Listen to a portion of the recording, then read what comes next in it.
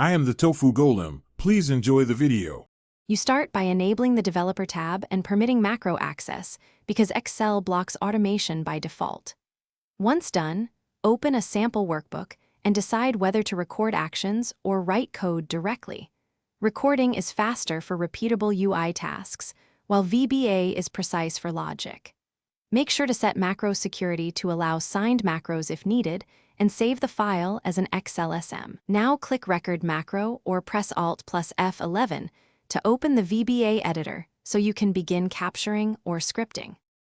You now construct the macro's logic. Record a sequence to get working code quickly, then open the VBA editor to refactor and remove unnecessary selections. Once recorded, replace select/activate with direct references. For example, use worksheets. Sheet 1, range A1, value equals 10.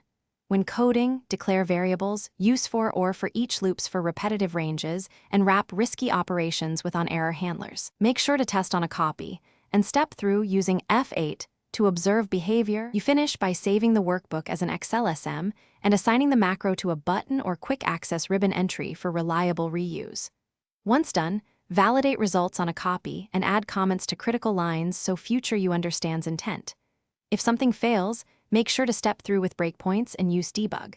Print or MSG box to inspect variables. Often the issue is a wrong worksheet or range reference. If macros still fail, confirm Trust Center settings and that the file isn't blocked by Windows. Thanks for watching. Consider subscribing if we helped you today.